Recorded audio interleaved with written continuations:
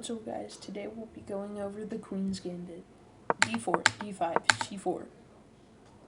Now, they have a couple options. One is to accept the Gambit. Accepting the Gambit lets us play E4, which also attacks the C4 pawn. Now, very common for lower elo is to protect the pawn with the B pawn. But in this case, we just want to play A4. Now if they take, that activates our rook, so they do not want to do that. So they defend it commonly with A6 or C6. Now if it's with A6, we just take, because this blunders the rook. But if they play C6, then we take anyway, but now we just play knight C3. Now if they play this, yet again, we can take, because otherwise that blunders the rook. And many of our opponents will decline the Gambit. It's very common for them to play E6. Now, we want to play knight C3. Our goal is to get our bishop on F4 or G5, pinning a knight. We also want the E3 pawn, unless they happen to take, which then we want to play E4.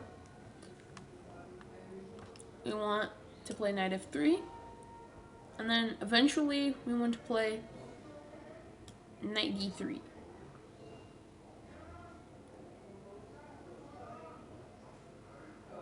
And then we also would like to play queen c2. We would like to castle queenside, and then we would like to play rook g1. This is the ideal positioning for white, and the Queen's Gambit declined. Now our goal is to push our pawns into the attack with our rooks fighting against the king side.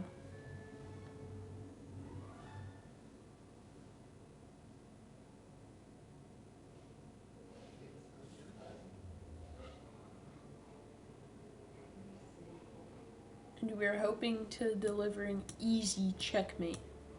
With the Queen's Gambit, the best defense is a good offense.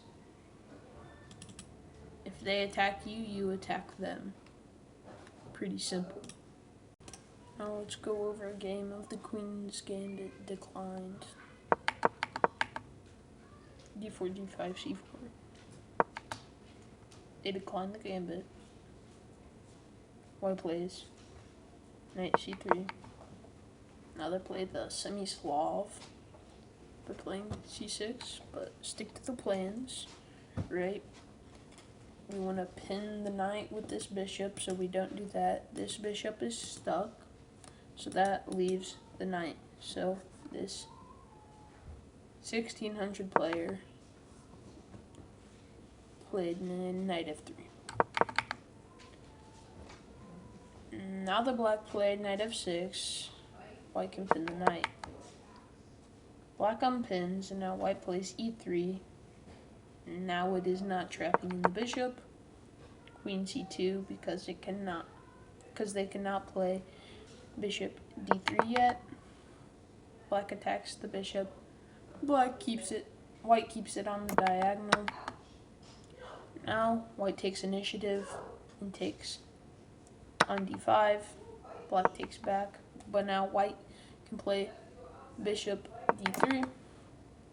Black looks for fianchetto. White castles queenside.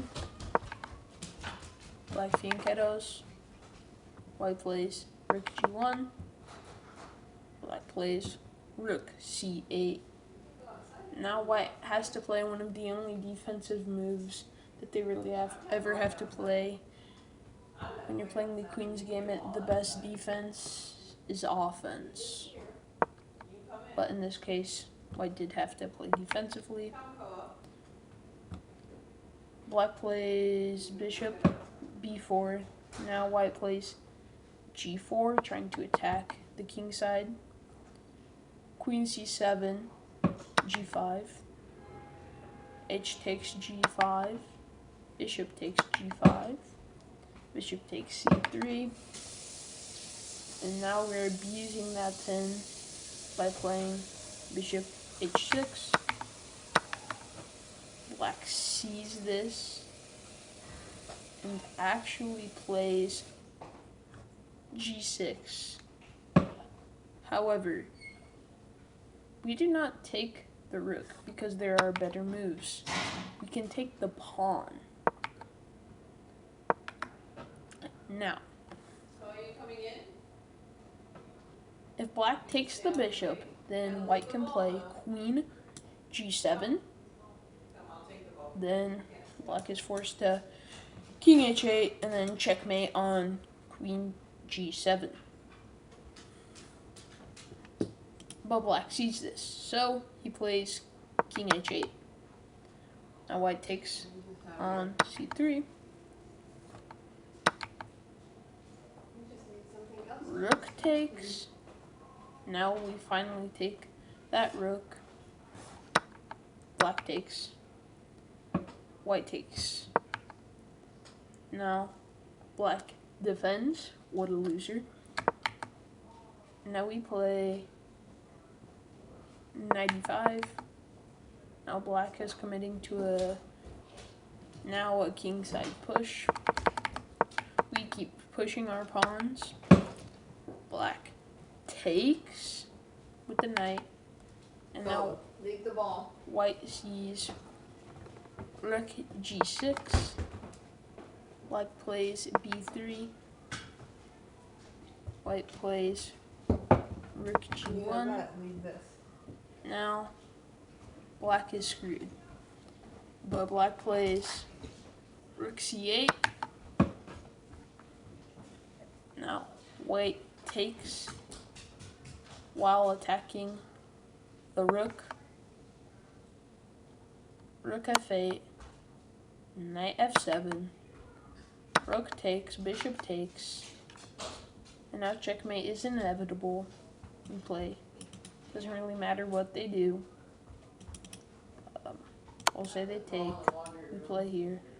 Now they push. It does not matter what they do. We have here, here, checkmate. No matter what.